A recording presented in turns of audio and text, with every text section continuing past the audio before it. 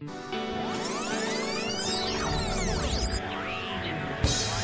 podcast listener, even if you are alone in your entrepreneurial pursuit, know that today, right now in your earbuds, you are joined by thousands of entrepreneurs all around the globe seeking to do the same thing you are. If you want to know more about this program or this podcast, or want to get barraged by a lot of annoying pop-ups, check out our website, lifestylebusinesspodcast.com.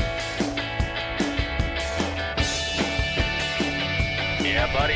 It's Wednesday evening for us, Thursday morning for you, we hope. This is the Lifestyle Business Podcast, where we believe building a business is the ideal way to create more freedom and opportunity for you, your family, and those around you, those around me. In fact, right beside me is the CEO of our fine organization, a man who demonstrated that he has scarily accurate shot with a 9mm Beretta. What's up with that?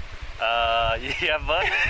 I don't know how you developed that, and I'm a little bit worried, frankly. If you guys stick around to the end of the episode, Ian and I are going to share with you some OS hacks, some stuff that we're doing with our operating systems that are allowing us to work a lot faster on our OS X machines. Are we still using OS X, or they call it something different now? I think they're calling it OS X still, and then there's all these like lions, snow leopard, house cat, mountain lion.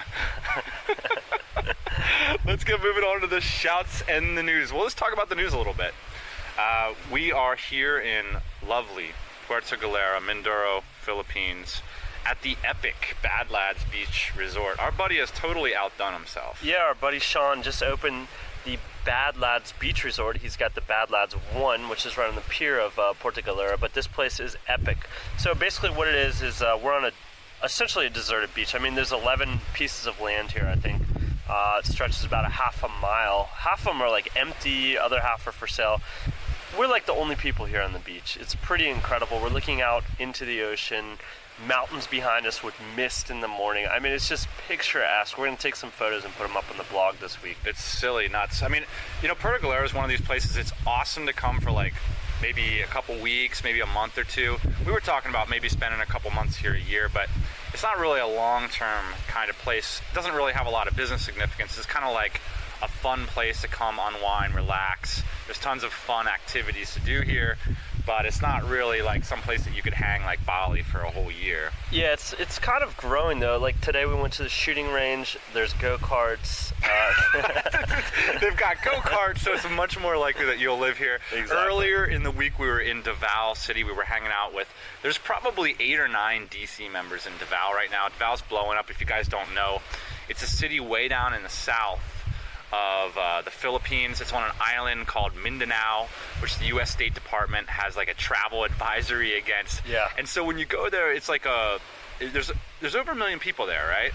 And there's like less than a couple hundred white people. Yeah, by Joe and Justin, AdSense Flippers estimate, I think they said that there's probably less than 100 Westerners living in Davao. Westerners under 45 years old, so like Correct. Non-retiree Westerners. And the fascinating thing about that is, like, given that that's the case, you walk up to places and you're like 100% plugged in. You're like, hey, how are you doing? And they're like, yes, how are you doing? You know, it's like, it's just so weird to kind of be at a place that's so at the end of the, you know, what I thought, you know, if you say Davao 1 year ago, I would be like, what? What are you talking about? Yeah, and traveling around the Philippines a little bit, Davao is definitely on my top 2. I mean, I think Subic Bay and Davao, in terms of like pristineness, there's not a lot of really, really, really nice city areas in the Philippines, like Cebu and Manila. There's nice patches, but for the most part, you know, not so nice. But Davao, very nice, very clean. They got a mayor there that rules it with an iron fist. I like it. It's nice. It's clean. There's relatively a lot to do. It's easy to get out to the countryside. It's my kind of city, man. I really enjoyed it. In fact, I'm thinking of even going back next week. Thanks, Joe, Hot Money Magnati, and Justin Cook for just showing us the town, and we had such a blast. You know, John Paul Grant and Matt Canny showed us some insane karaoke skills. We saw the new intern, saw Michelle D from, who are we missing? We saw all kinds of DCers there. That was great. Now, if I were going to do this whole Philippines outsourcing thing all over again, and it was between Cebu and Davao, I would choose Davao, because I kind of have a locked-in opinion about what's possible here in the Philippines in terms of talent at scale. Yeah. I mean, you can definitely find Filipinos that crush it, right? But I wouldn't make that like make your business depend on that. I mean, I think like we're talking like more admin, like you have the 100-point process and they just follow it through. If you're going to do that stuff, why not do it in Davao? You have a better lifestyle than you do in Cebu. It's cheaper. You know, your staffing costs are lower. And to me, it just feels like a better town. I mean, Cebu is kind of like a little Manila. I mean, we had a great time there and everything, and that's where the big operations are happening. Yep. But I do think I would choose Davao. Yeah, I do too. I think it's a great town. So anyway, we're chewing the fat a lot. 99% of the people listening to this are like, what the heck are you guys talking about? So thank you, everybody, for your iTunes reviews. We got a bunch of new 5-star reviews, one from Housing Ninja, for example, that said, this is my first ever review on iTunes, and I was compelled to give these guys a shout. Thank you, Housing Ninja. Appreciate it. Extremely helpful for beginning entrepreneurs. David S., I love their podcasts filled with extremely useful information. Cheers, man. Thanks to Kevin as well, 5 stars. Christina and Jonathan, who said, I've been around the block with the whole internet marketing, entrepreneurial, life hacking content stuff. So I was really happy to find some original stuff on their show. So let's get moving on to the question that we got this week. Do you want to read it? Yeah. So this question comes to us from Benjamin. Benjamin, started a SaaS application, software as a service, application in hopes of quitting his day job one day. So basically, he's got a lot of questions and concerns going on through here. We looked around a little bit at your site, Benjamin. It is vlighthouse.net. All right. So here's the primary challenge. He's got a front-facing website, a really cool video. These are his words. Actually, I have one person on my mailing list after I launched. This was a huge fear of mine, that I would spend a year building a product, on the side, trying to get a hustle off the ground, and you put it up to the world, and it's like crickets. Right. Well, welcome to the club, Benjamin. That's not exactly a bad sign. That's how most businesses get started. But how can you avoid this type of situation? Benjamin says he's got no business partner, he's got no guidance, he's got nobody to bounce ideas off of, and he's afraid he's developed a frickin' donkey. Okay. So we're the guys that we want to help Benjamin out. First off, Benjamin, I just want to say that there's a lot of positive things about what you're doing. It's very niche, it's very focused, it's very technical, it definitely solves some legitimate problems. So, I mean, you definitely have something that has a lot of potential here. Yes. Now, that's coming from somebody who knows nothing about Cisco network administration, so take it as a grain of salt.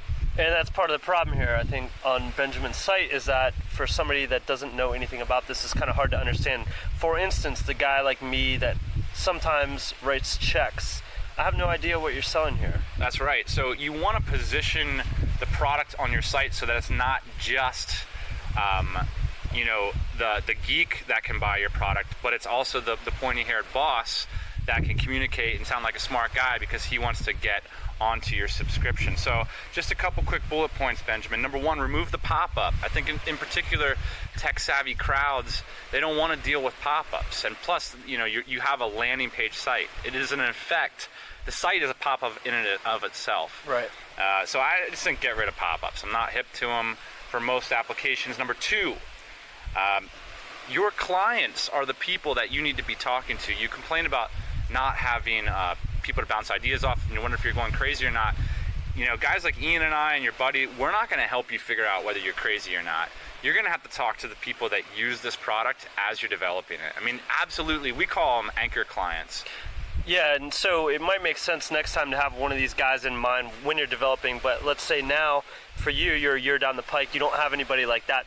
But my guess is, Benjamin, you're an extremely smart dude. It looks like you've got to know people that are doing what you're doing in the field. I'm sure you can bounce this off them. Well, that's what you're saying. I put up this page and nothing happened. Well, no crap, nothing happened. Nothing ever happens to any of our websites, man. Right. You have to go out there. I mean, we were just talking about how we sold 6 portable bars in the last couple weeks. And my buddy Sean was asking me, well, how do you guys do that? And I said, cold call, email, networking. I think this is an important point here. So part of Benjamin's struggle was part of our struggle too, which is like we're designers, we're engineers, we're developers, whatever. But we're not necessarily marketers when we start off, right? And so I think what you and I have kind of developed in more than anything is marketers. And so, Benjamin, I think what you got on your hands is a marketing project. Well, part of that is connecting with people as you're building the product, marketing during the product, things like that. But that's it. And that's a great point, because marketing is connecting the product and the customer, like finding where that connection happens in the conversation. And in order to know what your materials need to look like, you need to actually have that conversation and then translating that conversation into materials. One of the things you wrote down, Benjamin, is that your copy is super feature focused. That's what an engineer talks about. My car goes 100 miles per hour and all this stuff. Even when you go to your feature page, what's going on, your first question is, so what exactly is the Lighthouse? And the way I would approach it is, like, cut your administration costs, network administration costs in half the time, easy peasy, no tech experience required with whatever it is. Right. Like, start me out with a benefit, and I don't want to hear about your features. In fact, your features confuse me, and that's why I want a SaaS app, so that I don't have to have features. I just want to have a solution that's simple. So, and one final quick thing, and this is just a writing thing in general. I find we used to take out qualifying statements in the podcast when we were hyper editors, by the way. We've stopped doing that since, and people have said they enjoy the more natural conversations better. But in your writing, people generally write with qualifying statements like, in fact, or I think that, or the bottom line is. Any good proofreader will take those out after the second proofread. Right, I'm really bad at this. Another thing you want to think about in terms of copywriting 101 is really and very. They should just be eliminated from your writing. And also, think about an exclamation point as kind of a sign that the rest of the sentence isn't powerful enough. This is a very interesting copywriting technique. So, for example, this taco is spicy! Exclamation point. Well, if you felt the need to put the exclamation point there, it's possible that your words aren't strong enough. So you could put something like, this taco feels like Chernobyl in my mouth, or whatever. Exactly. And then you could just be like, after you say this taco feels like Chernobyl in my mouth, it's like, period. That's it.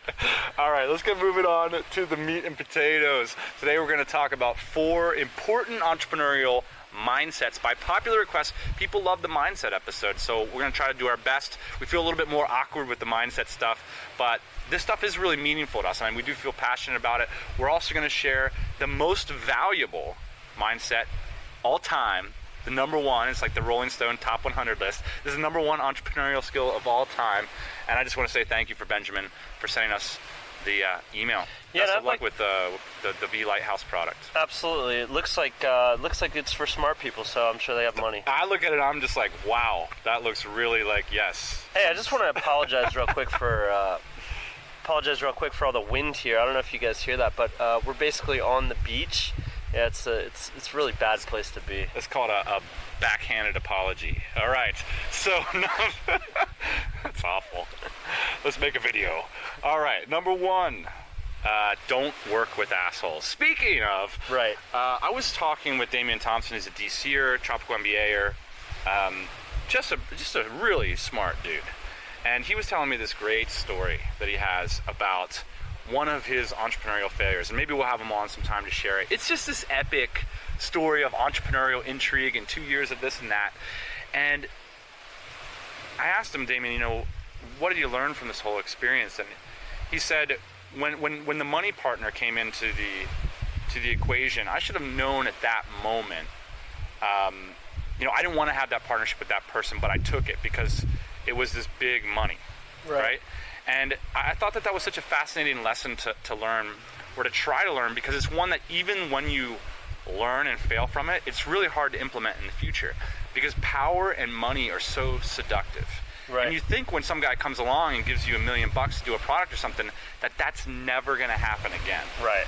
And I just want to reassure you that it will happen again.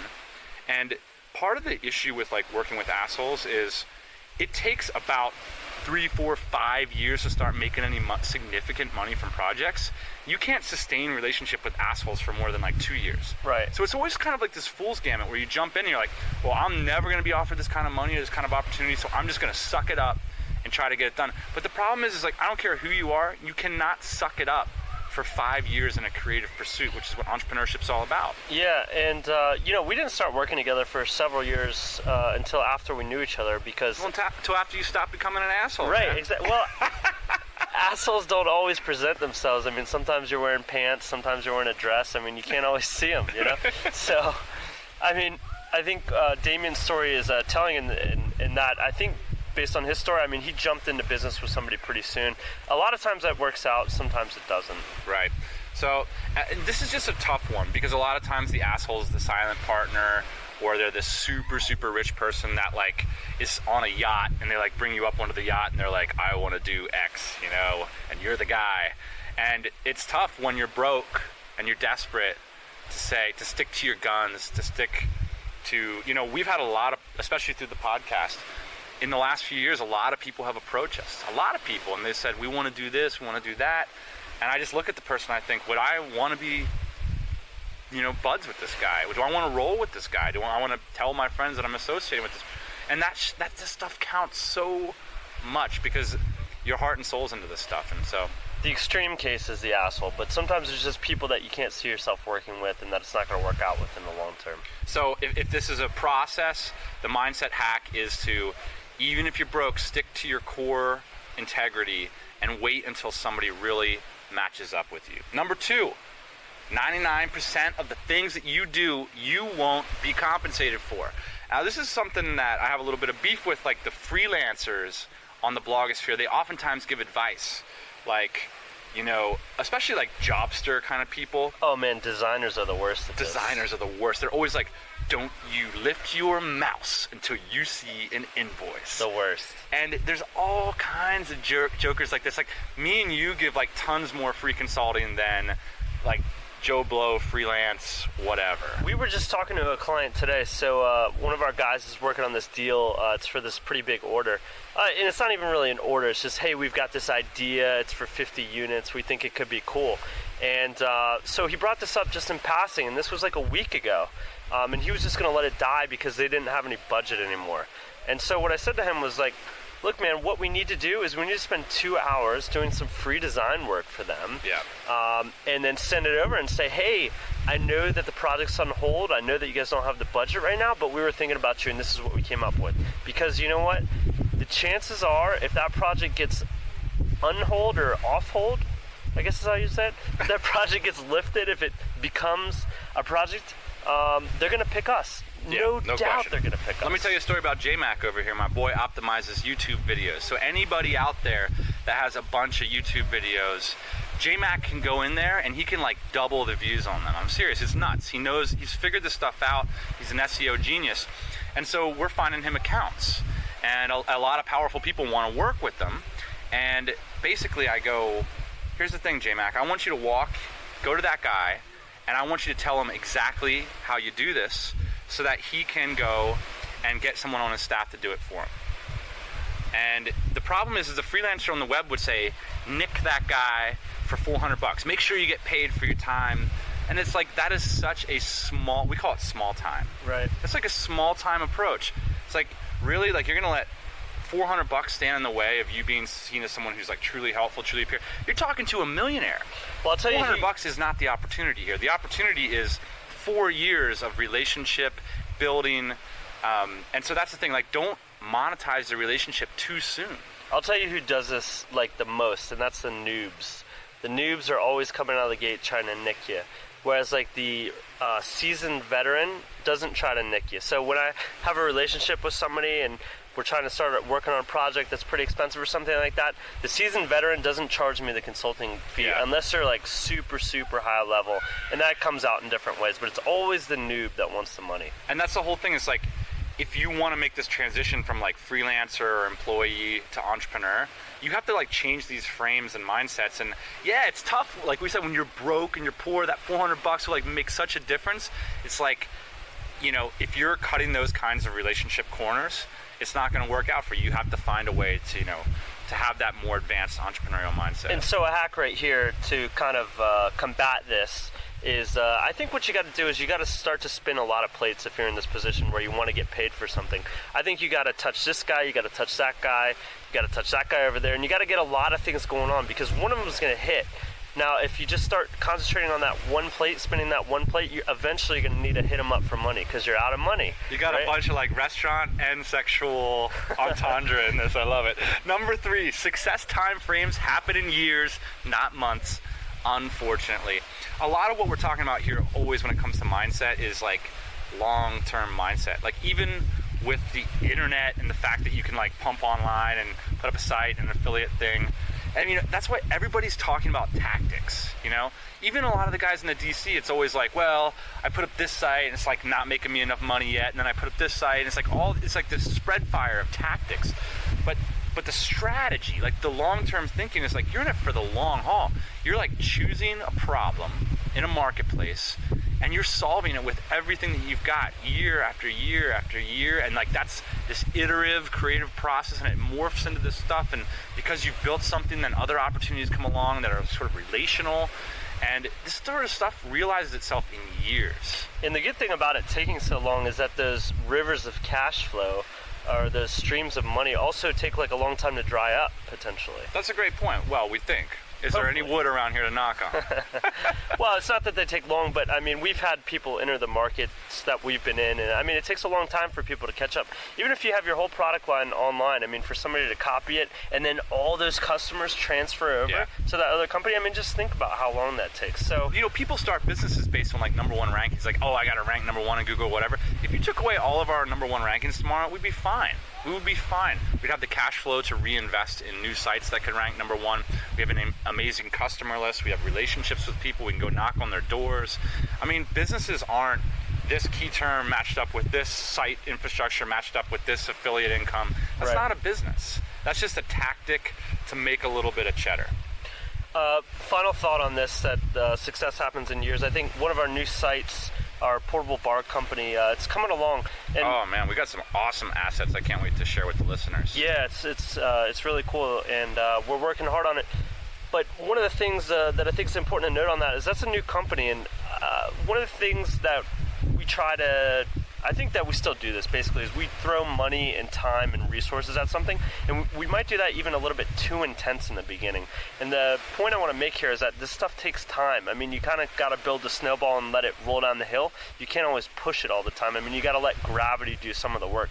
So sometimes I feel like our efforts and our time and our money is kind of wasted because we're pushing so hard in the beginning, when really I think you just have to let things kind of come together for you. Well, you know, each marketplace sort of has its own natural rhythm. Do you remember 2009?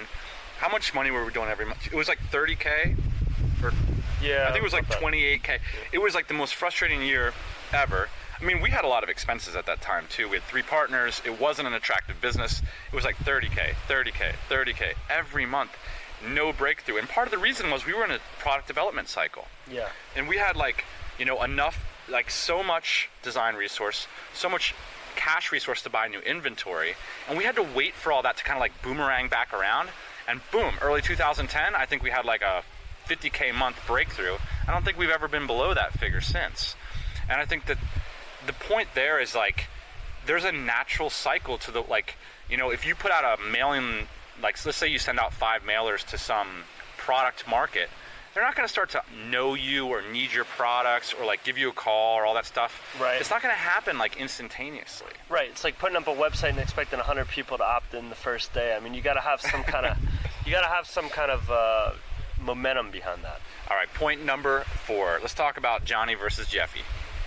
So I want to say that I believe in terms of mindset, this point might feel like a little bit simple or patronizing, but to be honest, Ian, I see it in my inbox multiple times every day from people who say they want to be entrepreneurs and they show a real passion for it. And so I want to try to get my point of view on this. And basically this, the most valuable skill set of all time in business is decision making plus inspiring the trust in others that you can consistently create meaningful results on your own.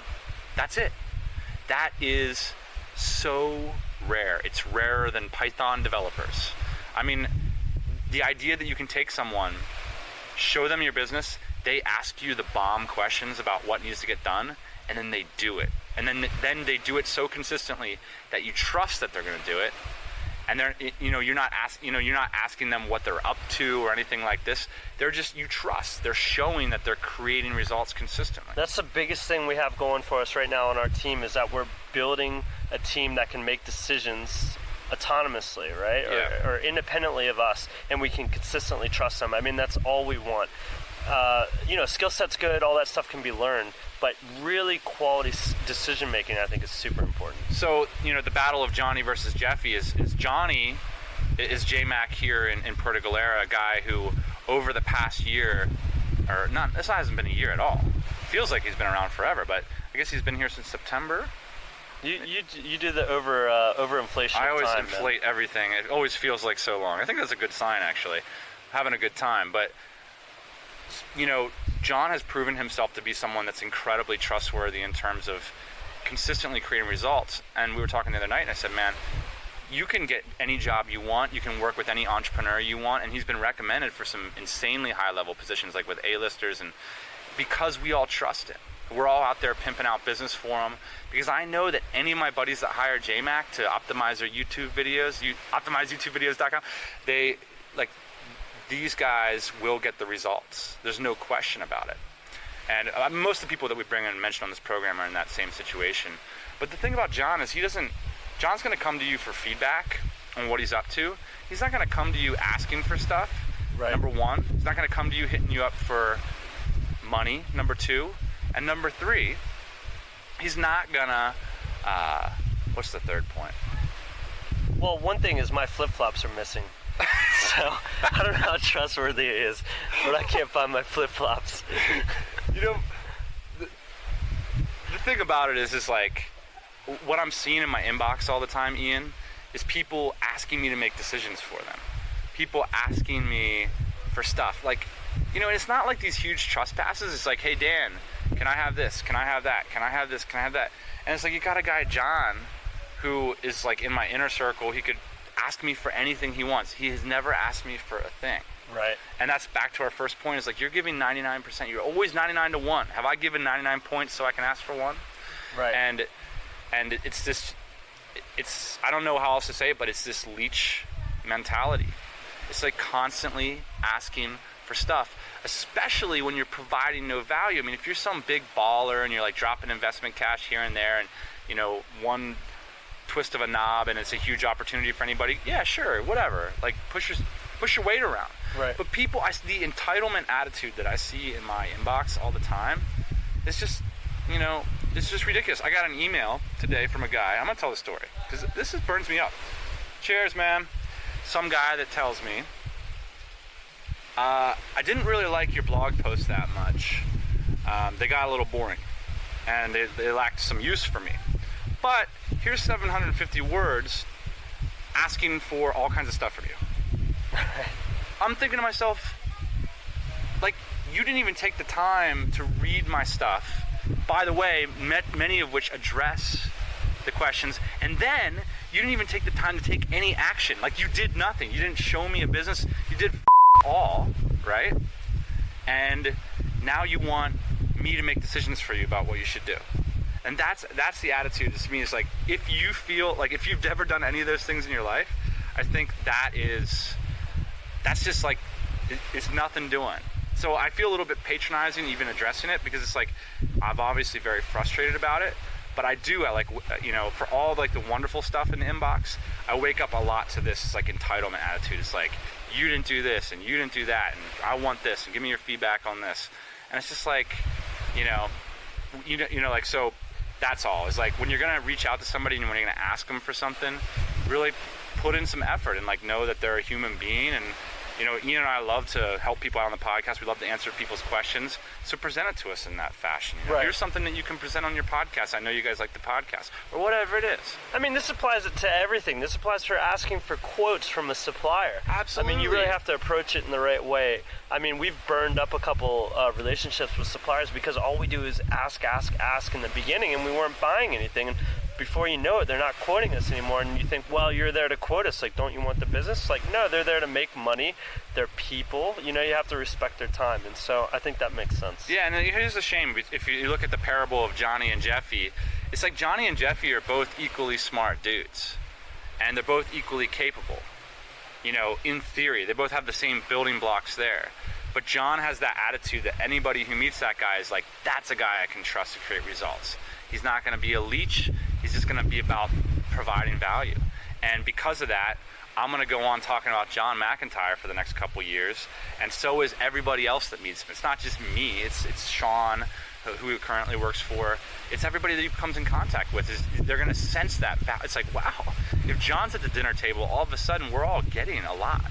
Right. And that's the number one thing, and that's so hard to find, it's so rare. And here's the best part.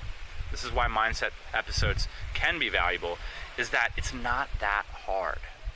It's not as hard as getting $1 million in capital. You know, it's just about saying, I'm going to stop asking for stuff from people.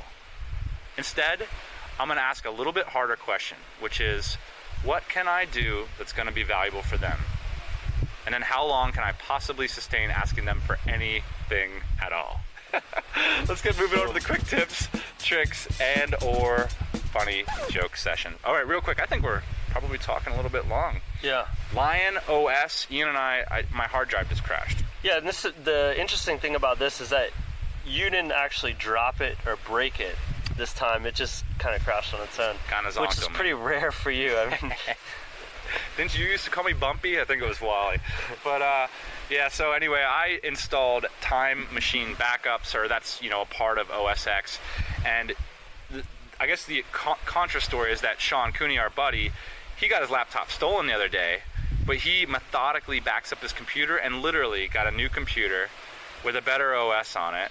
yeah, his complaint was like that the mouse scroll doesn't happen the same way. All the rest of the settings were the same. Yeah, I mean, literally his desktop looked the same. So, I mean, the technology is there. If you mix it with, for those of you in the first world, Mozy and Carbonite. For us guys here, maybe occasional online backups, but primarily with external drives. I mean, you know, I wish I wouldn't have lost the last year of photos on my, that's just a dumb move on my part. Luckily, all of our business stuff is online. Final thing, man, and this is something big, Gmail shortcuts.